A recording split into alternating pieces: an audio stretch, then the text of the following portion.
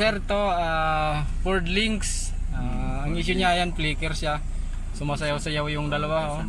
Tapos yung Odo, nagkukurap-kurap. Yung speedometer hindi rin gumana, sir, no? Speedometer.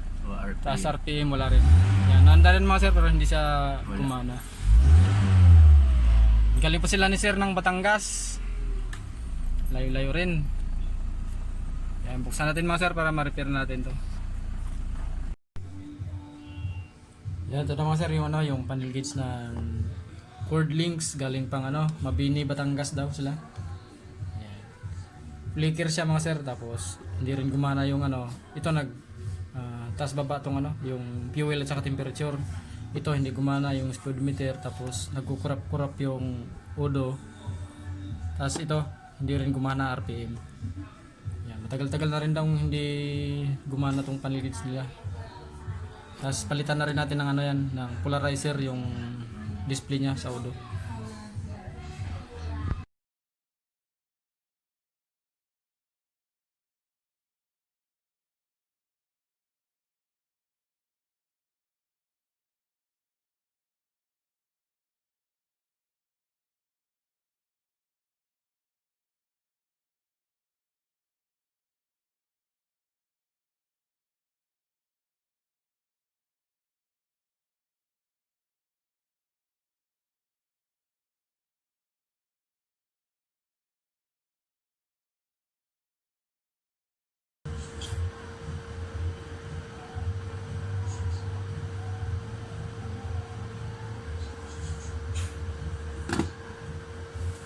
Yung mga sir,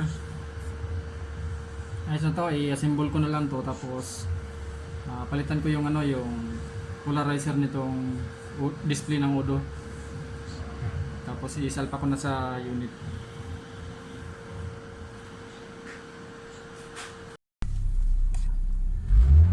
Yan, okay na mga sir, yung yung panel gauge ng Ford Links galing pang Mabini sir, no, Batangas, no? Yeah.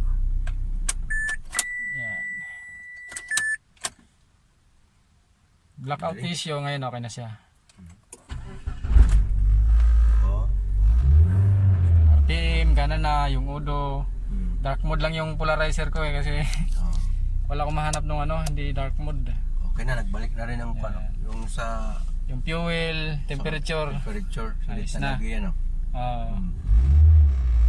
Hindi na siya sumasayaw sir. Nagtaas baba siya kanina sir, pagdating niya. Hindi na wiper. Okay na. Okay talaga. Snappy talaga. Kitang-kita na.